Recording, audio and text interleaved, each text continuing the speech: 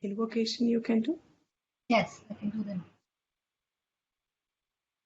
Om Sahana Vavatu Sahanau Bhunaktu Sah Veeryam Karvavahai Tejasvinavadhitamas Ma Vidvishavahai. Om Shanti Shanti Shanti. Vasudevi Tattva Bodha Guru Mumukshunam Hitarthaya Tattva Bodho Vidhiyate Nityam Shuddham Nirabhasam Nirakaram Niranjanam Nityabodham Chidanandam Purnamamyaham. Great, thank you. So we are on the 5 sheets. We've done Annamaya Koshaha, which is, to summarize, body is the locus, the Sthula Shariram is the locus, the placement on which the self-conclusion error,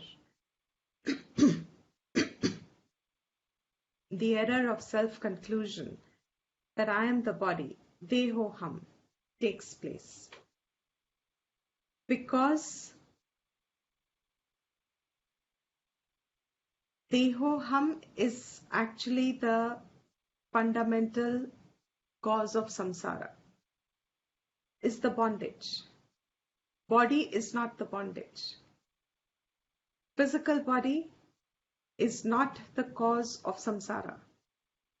But in association with the physical body, the self-conclusion that Dehoham, Deha Aham, I am this form, and that conclusion is definite. It's not a doubtful conclusion. I don't doubt it. It is certain to me that I am this form. That associated idea with the body that we live with, we not only live with it, we have a sense of reality around it, which seems unshaken. So the idea that I have formed in association with the body, that idea I have a sense of reality about. And this is what is the cause of samsara.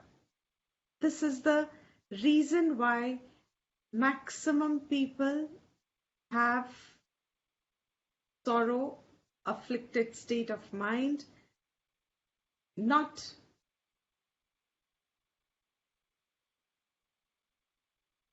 when they are afflicted, dukhi, unhappy, etc. So, associated idea with the form which is bringing the conclusion that I am this form. These words may sound inert to most people. But if you have preparedness before you have heard these words, if there was some pre-thinking done, then these words are like electrocuting someone. Sometimes people say the hair comes on head, horripilations. You get shaken up because somehow the answer of one's doubts lies in these statements. If one has had a doubt before one heard this, but if one has never questioned these things before arriving at Vedanta, then these words are information for sure, but they don't straight away electrocute you. They don't straight away shake you. They don't pass a shiver in you. The words seem inert. They seem like, when you're not totally interested in something and someone tells you something and ha ha, theek hai. Like, for example, I'll give you a common day example nowadays. You will hear people saying, do your gargling, do your steam. As long as you've heard people getting affected, I have to do it. But the minute you think your neighbor is affected, now suddenly the same words, what is it doing to you? How immediate have they become? Suddenly, the value of that word is different now. You've heard you're supposed to gargle and you're supposed to do steam. Yeah, once in a while. But the minute you know either someone in the family or even a neighbor has got it, now the word has a different import. The word has a different meaning. The word has suddenly become valuable. The word means it's not just do gargling or do steam that is important.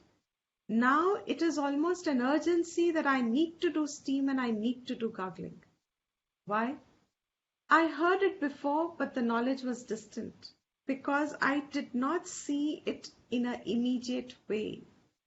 But the minute it has come closer to my association, now the value of the word is different. Do you get the analogy? Yeah.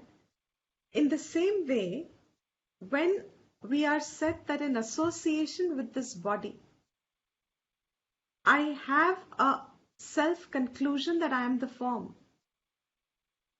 These words are inert today to most of us. 99% of people listening to Vedanta, these words are making no difference to me.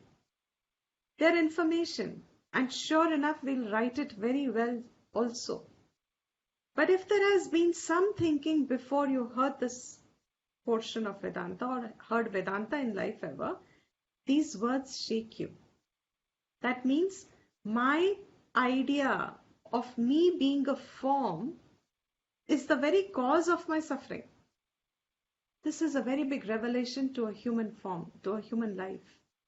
You have suddenly discovered there is joy and there is sorrow both, because you have suddenly discovered the joy is I have discovered the answer. What is the answer of all my suffering? Any amount, any degree, any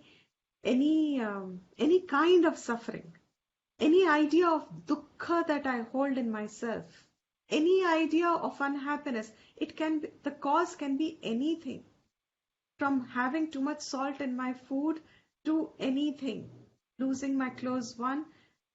Any karan of dukh is immaterial. I am dukhi is the point Vedanta addresses. The conclusion that I make, I am dukhi. Because I conclude that I am dukhi, I also want reprieve from it. I also therefore want sukh. I want to be sukhi. My conclusion I am dukhi ka karan kya hai? We attribute the cause to everything outside. But when to someone who has an objective thinking in life, when the answer comes to that person's ears and you realize that the cause of any cause I may attribute, it boils down only to my self-conclusion. I'm repeating this for whatever it's worth. It's a self-conclusion. I will repeat it 10 times and 100 times so that it forms an impression here. My idea that I am a form is a self-conclusion. Remember, I say, third time I'm repeating in 3 days. When I wake up in the morning, nobody tells me I'm awake. It is a self-conclusion that I'm awaker. That self-conclusion that I'm awake now has come in association with my form, body. Yes, all this is precious. That's besides the point. That's not the point of query here. The point of query here is my self-conclusion in association with this form is that Deha aham, I am this form. That self-conclusion is the cause of just another conclusion erupting from it, that I am subject to dukkham. Because whatever happens to my form happens to me. And whatever my form is further associated with my name. So whatever happens to my name happens to me. And further, my name and form is associated. Along with this, now I have relations. Mama. So with aham, mama comes. My people, my friends, my family, my body it started with. But I did not see that it is my body. I instantly conclude I am the body. The minute this conclusion is made, after that starts the whole cycle of mama. My. Now so many areas have opened up, and any one of them, we are fragile beings. Any one of them is subject to change, and minute anything is subject to change, it instantly falls upon yourself. I have now also, can anybody complete the sentence? I have also now Changed. and therefore subject to losing my whatever happiness I'm getting now, because the change Equilibrium. cannot exactly equilibrium. I'm subject to losing the equilibrium. Whatever I may be holding before, none of us is in an absolute state. Why? Because none of us is in this recognition. We are all living with self-error. The self-error is the cause of all my conclusions coming thereafter. It's a ball rolling effect. Starting from the minute I say I am the form. So the kosha is that sheath that prevents the knowledge of aham brahma asmi. I am Atman, I am Brahman. What prevents this knowledge from surfacing or from living, from recognition? What prevents this is already a self-conclusion that I am form. How can these two opposite things coexist? I am Atman and I am a form. Are they in the same degree of reality? No. Excellent. They are totally different degrees of reality. Atman is not born, Atman doesn't die. Form is born, form dies. Atman doesn't change, form changes. Atman is everlasting, nityam, shuddham, nirakaram, niranjanam. Form is absolutely the opposite, anityam, ashuddham, etc., etc. These two ideas just cannot coexist. As long as I have this perception of myself that I am this limited being, I am this name, I am this form, I am etc., etc. Vyavharik drishti is different. Sunrise, sunset, never forget this example. I will enjoy the sunrise, I will enjoy the sunset. In Vyavhar, all relations are in their place, perfect, bound by duties, to be executed, enjoyed and suffered, no problem about all of that. But my conclusion that I become more and less with my relations, or I am unhappy with them or happy with them, etc. Vedanta is only correcting that notion. And as long as I believe I am the form, there is no place for Atma Vidya. It cannot take place. Do you see the logic behind it?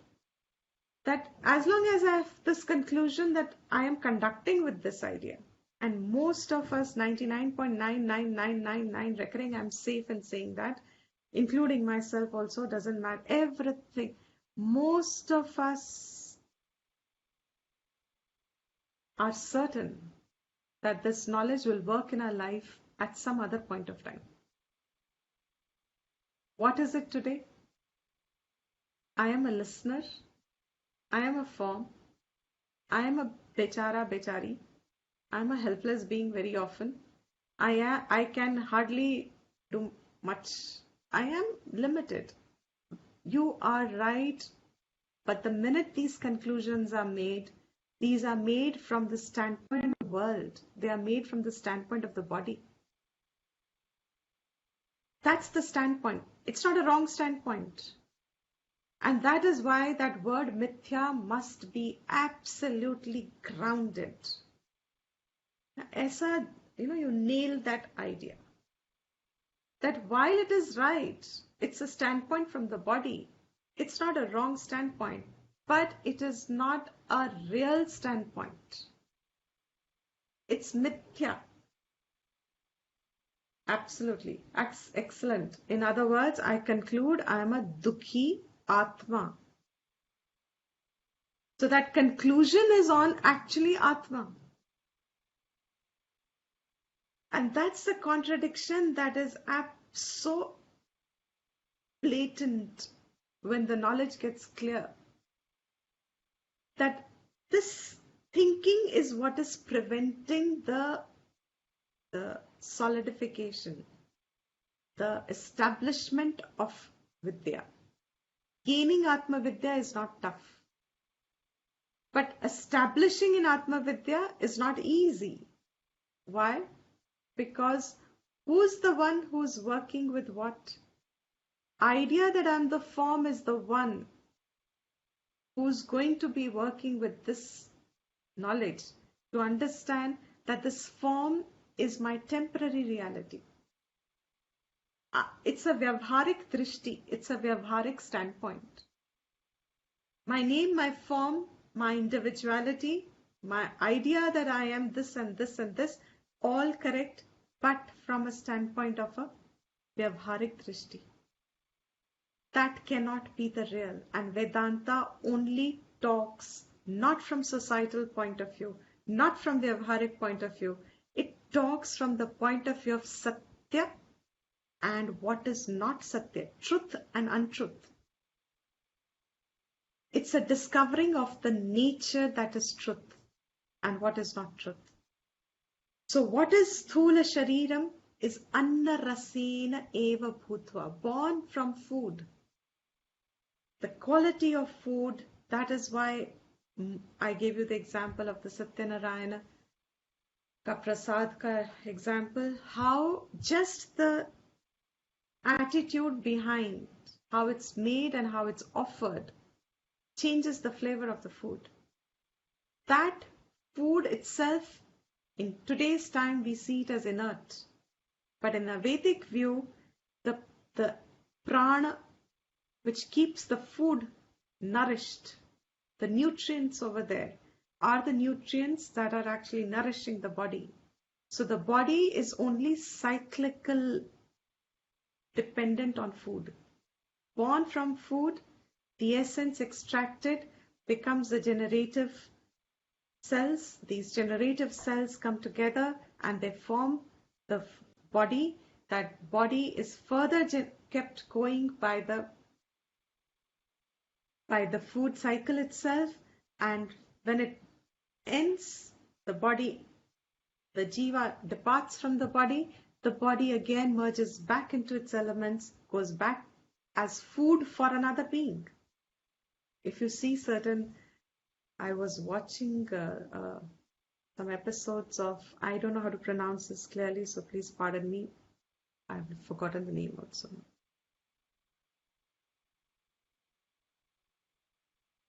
It is a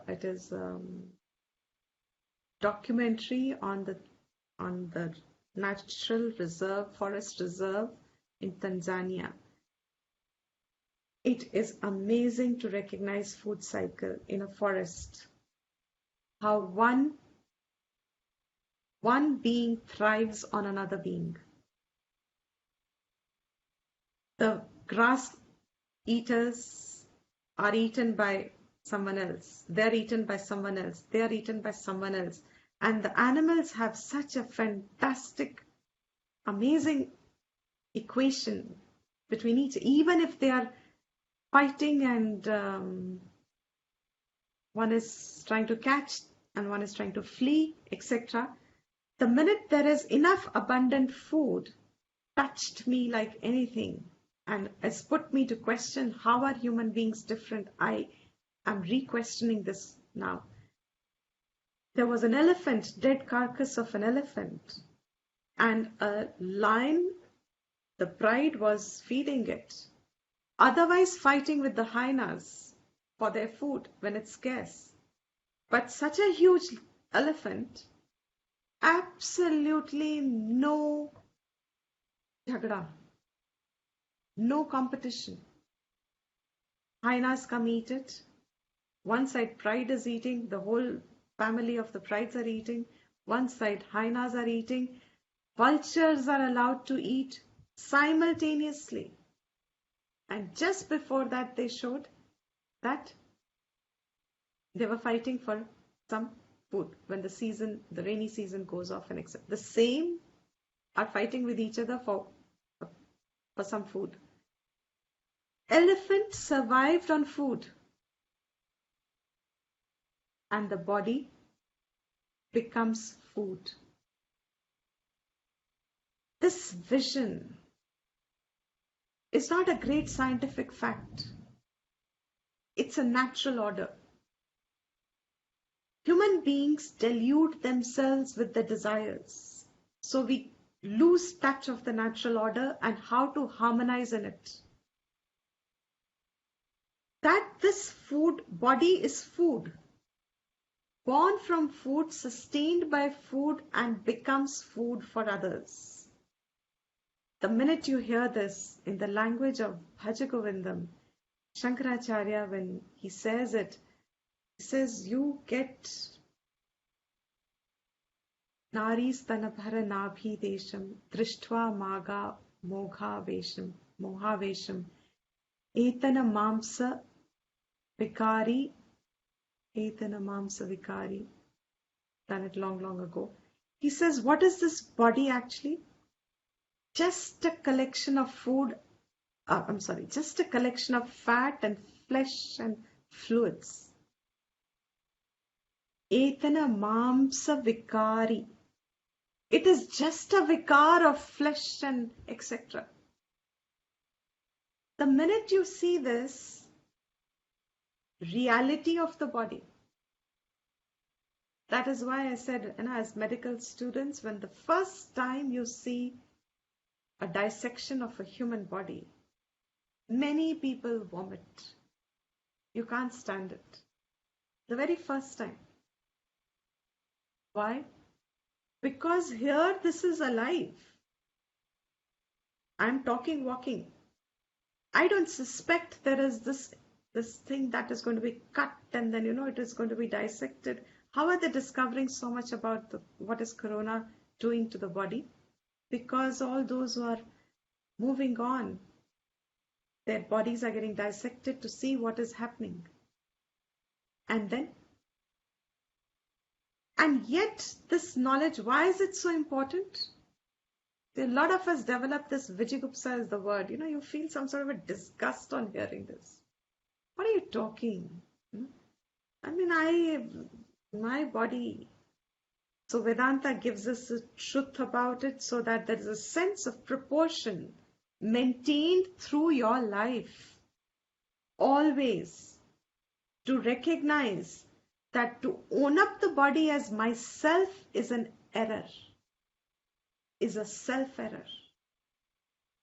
ये जब तक है तब तक there is only gratitude, and gratitude is an English term. Abhar is the right word. There is immense, I don't even still have found the right word probably. There is only recognition that this body is a temporary abode. When you stay in a rented house, how do you stay in a rented house? Most of the people are very careless with their rented houses. But if you start taking care of the fact that it's a rented house and you have to leave it someday, day one that you enter the house, what is your memory always? It's not yours. So because it's not yours, people abuse it. That's exactly how you would abuse it. Here, of course, understanding it is yours, but it is taken for granted completely. But when you recognize that it's a temporary abode, how would you value that life existing in it? Correct. How would you conduct life after that? How much value would it be? I'm a form. I'm this individual. I am certain, I am. All are gets cut away.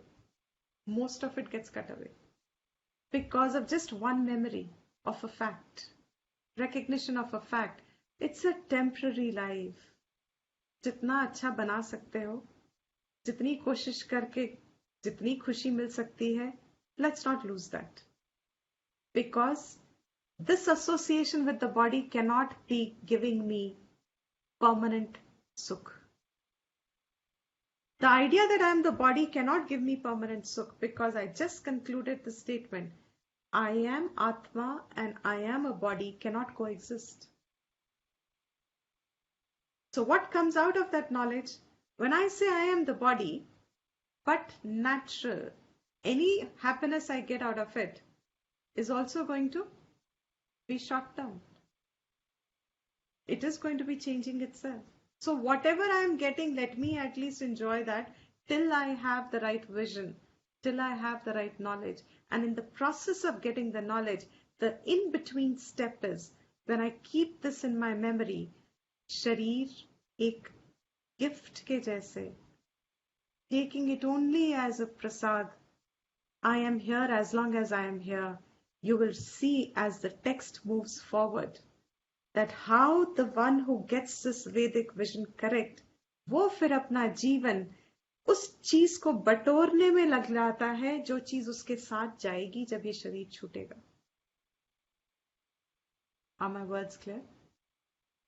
The minute this idea gets settled down and unshakenly it remains in the memory through all most experiences, then that person, and that was the Vedic view, that is the Vedic vision, that is where the parampara of Hinduism started. That is the greatness of that parampara, that here now this individual, that means when I am associated with this form and I am having a waking state, I am not taking for granted that tomorrow I wake up or not. But if I wake up in the morning tomorrow, my first thing is prayer. Thank you. Thanks to whom? Thanks to all these elements that are sustaining the body. Annamayaha. Sharir is Annamayaha. So I thank Prithvi. There are these prayers in the morning that are taught to children the minute they wake up. So I thank Prithvi, I thank water, I thank air, I thank space, I thank fire, because if there's no fire in my stomach, my food can't digest. There is Jataragni. So all my body is only that much. If I wake up first with a thought, I am thankful that it's still sustaining. But what is the purpose of me associating with the body? Depends on me. Entirely how I want to spend my day depends on me. So the Vedic viewer becomes so conscious of this fact कि जब तक मेरी आत्मा विद्या निष्ठ नहीं हुई है, तब तक there is one thing that is certain, that there is something that I will leave behind, and there is something I am getting an opportunity to collect and take with me. Can anybody answer what is it?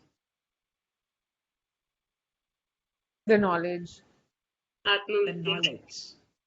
First and foremost, the knowledge. Your sanskar. The chance of knowing. And in that process, what is the second best you will do? Sharir Yatra will still continue because still my knowledge is not there, complete. The second best you will do is, yes, the samskars you carry. How will you conduct the day? In gratitude. Correct. With a dharmic view. As the book, I'm introducing this idea because now we are going to enter very soon that portion. So just keep this for now as a data collected, and it will unfold as the text moves forward.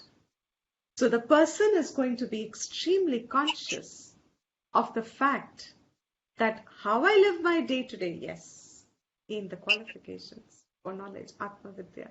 How am I going to live this day? is not going to be determined by someone else, is not externally determined. I choose how I live my day. And if in my association with the body, I've already concluded that I am a nobody, I can't do anything much, or I'm helpless, or I don't. If I'm already with that conclusion, then how is the day gone? Same conclusions. So here what the Shastra Vidya tells us is, even the knowledge of body is annamayam. There are so many corrections that starts happening after that. Definitely food sustained, remains food, correct, remains food. My association with it has to be purposeful, and that purpose I choose. Nobody else can choose for me. And if I don't choose, mark the statement. If I don't choose, it's a choice I have made of not choosing. Should I repeat this, or is it clear? Yeah. Repeat. If I am not repeat. No, I thought so. If I have not chosen what I want to give the purpose to the day, if I am not choosing my purpose, then I have chosen not choosing. Not choosing is a choice made, because my choice to choose is always there. It's a bit subtle. Therefore, there is nothing called not chosen. Not chosen was a choice. So as long as I'm associated with the body, Vedic view is this world is your playground. Associated with the body, the world is your playground. It is a field of experience, and you are the master of it. So the body is all anna rasa. That is sthula shariram. Then what is pranamaya kaha? What is pranamaya kosha? That means the sheath which is called pranamaya, as if covering the Atma Vidya, but it is not a real covering. So what is pranamaya?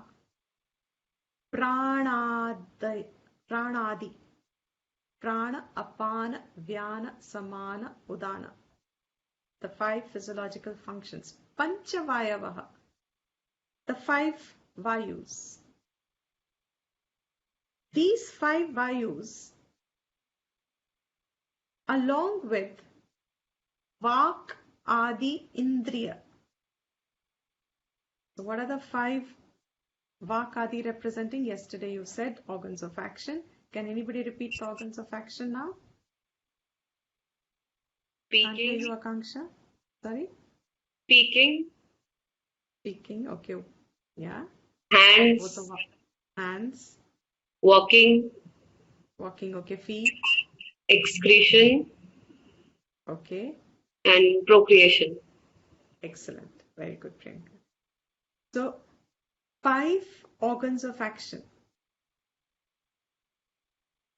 Pranas, along with the 5 organs of action, indriya, not the golakas, panch indriya, karma indriya, which are a part of the sukshma sharir. The 5 vayus, along with the 5 karmendriyas, are together called pranamaya kosha. Why? Because all these 5 vayus are operating energizing the indriyas to function, giving the energy. What did the food do? The food is digested, circulated, assimilated. The rasa is extracted. That rasa is giving the strength to To who? To the for the karmendriya to direct what action is to be done. The hands will get the power from where? The feet will get the power from where? The food sheath has got assimilated thanks to the prana sheath. The prana sheath is grouped together with karmendriya because this prana is now directly behind the karmendriyas to tell the karmendriyas, then further tell the hands and the feet what is to be done, etc. So prana adi, 5 pranas and the 5 karmendriyas together are making pranamaya kosha. For example, though this much theory is adequate, everywhere said, but I'm just taking an example as a matter of reflection. When I say I'm tired, okay, there are 2 kinds of tiredness we have. One tiredness is Physical and mental. body, physical and mental, absolutely. So we have 2 types of tiredness, physical and mental. Now the physical tiredness goes away with Rest. excellent rest in the form of sleep. Sleep or inaction. Sleep or inaction. Rest, physical rest, which is mostly only sleep, rejuvenates the body again. But when I'm mentally tired, look at all the words that come together. मेरा ना कुछ मन नहीं करता करने को. Don't we say that? When I'm mentally tired, I don't feel like doing anything. It's not that my body is tired, but I don't have the motivation or I don't have the energy to do something. When I'm mentally tired means now it's a labor to get me to do something. It's a lot more force required to get me to do something, to get me to go to my other room or to cook or to go out and get something, or it's a lot more because now what rejuvenates that? Rest for sure. And I think Ditji doing something that you like. Meditation. that you like. Meditation. You see, whatever you are consuming during the day, food, etc. When you say I am tired, you see how your pranas are, call it imbalanced. Your digestion goes for a 6, your breathing goes for a 6. ये तो हम सबको रोज ही होता है, and little stress also, and everything goes for a toss. The human body goes for a toss. Yes, pranayam, correct. So entirely just rebalancing your pranas. And pranas to rebalance, food is necessary. The correct food is necessary. So supposing I'm already very thaka thuka and you give me very heavy, oily, non-vegetarian food. I don't know anything more than that, so I'm just taking an example. I'm already a very thaka thuka insan, tired to the core. And actually I just feel कोई मुंह में कुछ खाना डाल भी दे तो बहुत है, otherwise let me sleep. At that time जो खाना कोई डाल रहा है वो that is all oily and heavy. I don't know how else to describe. I hope you get the gist. I'm sure you are decoding it to get the idea, knowledge part of it. It's just an example. Now, will my pranas get activated quicker? Or will it further make the pranas sluggish? Absolutely. It'll weigh me down. Yes, it can be Ayurveda. now the physiological functions will be more taxed. The pranas are more taxed. So that is why the entire prana balance means, now you watch even in these koshas, Annamaya is the grossest. To control Annamaya is Pranamaya. That hierarchy cone. So here, what is the grossest is Annamaya. Subtler than that is Pranamaya. Means Pranamaya will control the Annamaya to some extent.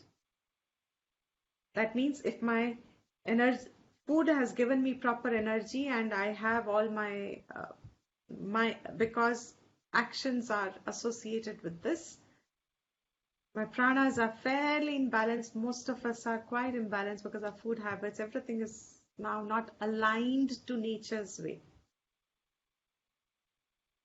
I remember I never had a pet dog, so I'm not very informative about these things.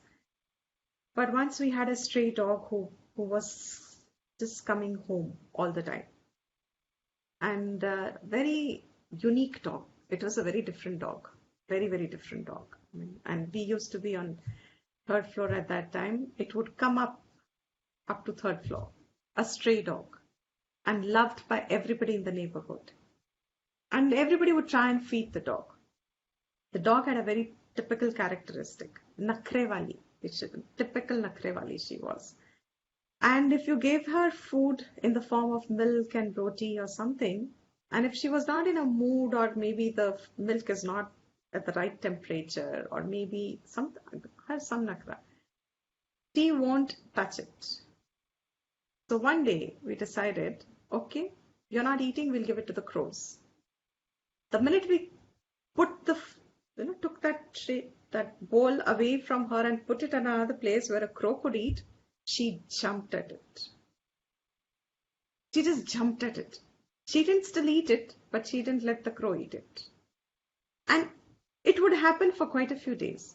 And one day we noticed that she was just not even interested in now not letting the crow not eat.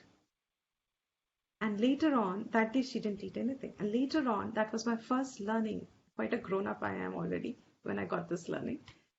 In the park when I was walking, I saw her trying to find a specific kind of a grass.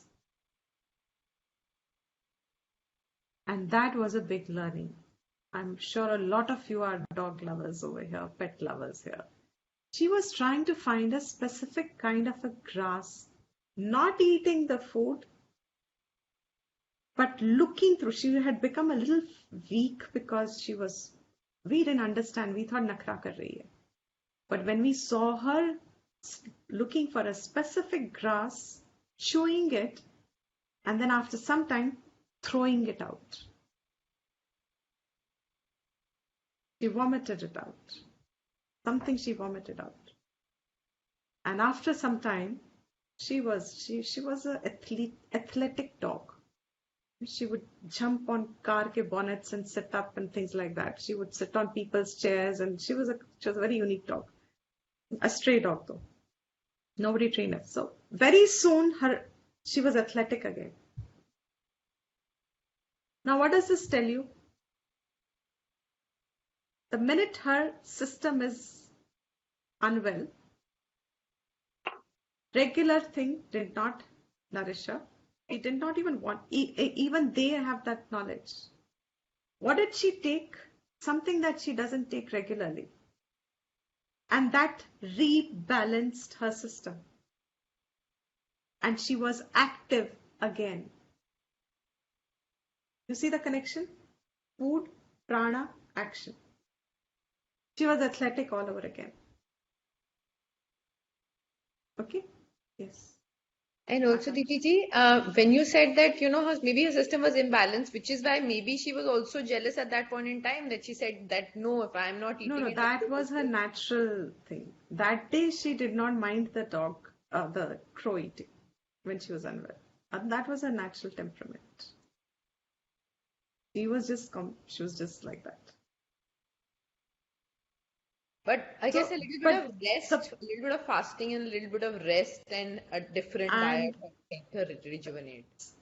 basically the idea is your body has a lot of knowledge. It is already fed in it. The body tells you what is good for you and not good for you most of the times. If we are not interrupting it with our likes and dislikes. The idea, don't stray away from the main point. That's an example. The main point is here the text that I'm trying to elaborate only. I'm not generalizing anything at all. It's a discipline of, following the thought. I'm trying to say the text is telling us that see how pranas are related to action. And this example I've only given because times when we are unwell, we are not active, our bodies are limp, we don't feel like doing anything. The action suffers the first. So what is pranamaya kosha? Is pranas, pancha pranas, along with the pancha karma indriyas. And they actually control the annamaya kosh. So does the food affect the pranas? Whatever you will eat will obviously, once again, rejuvenate, but it's the pranas that will now further direct the gross body. So you will keep finding a balance as we keep moving into the next kosha. And the next kosha is manomaya koshaha kaha. What is a mental sheath? So what was the components of the Sukshma Shariram? Anybody remembers? 5 Gyanendriyas, then 5 Karmendriyas, Man and Buddhi, and 5 Pranas. Exactly. And 5 pranas. This made the subtle body. So 5 pranas along with 5 karmendriyas in the subtle body is pranamaya kosh. What is manomaya kosh? Manaha cha ज्ञान इंद्रिय पंचकम मिलित्वा से जुड़ के ज्ञान इंद्रियों से मन जब ज्ञान इंद्रियों से जुड़ा हुआ है that is manomaya kosha. And how and all that we will see in the next class and continue from here.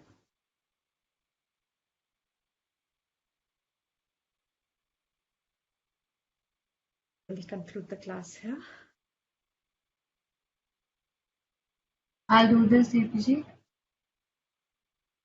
Om Sarvesham Swastirbhavatu Sarvesham Shantirbhavatu Sarvesham Purnam Bhavatu Sarvesham Mangalam Bhavatu Sarve Bhavantu Sukhinah Sarve Santu Niramayah Sarve Bhadrani Pashyantu Ma Kaschit Dukh Bhag Bhavet.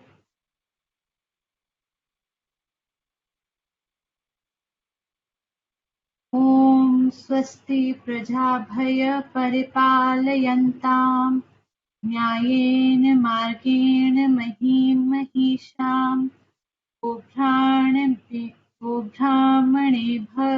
Bhashabhmastu Nityam Loka Samasta Sukhino Bhavantu Kale Varshatu Parjanyah Prithvi Sasyashalini Deshoyam Shobharahitah Brahmana Santu Nirdhaya. Om Shanti Shanti Shanti. Just a little correction for many of you. I think it's in our Hindi pronunciation that prajabhyah and we natural आ जाता है भया. Prajabhya. Prajabhyah. Yes, it's Swasti. Adha Bha. Adhava, correct. It's Prajabhyah Paripalayantam. So, praying for the welfare of everyone. Take a moment, all your family, all your friends, their family, their friends, their family, their friends, and let the ripple flow. Let there be Shanti in everyone's hearts, and let there be health and the balance restored to the earliest. And we command this prayer as students of Vedanta. We command this prayer from Ishvara because we commit ourselves to the highest knowledge. So we are in a commanding position. We want everything around us stabilized and healthy and not so that we can continue the pursuit of Atmavidya. But we are not excluded in the world. Therefore, let the ripple fall and Ishvara's order be regained again under his order. So our prayers throughout and constant through the day. And with this, we will end the class. Thank you, everyone.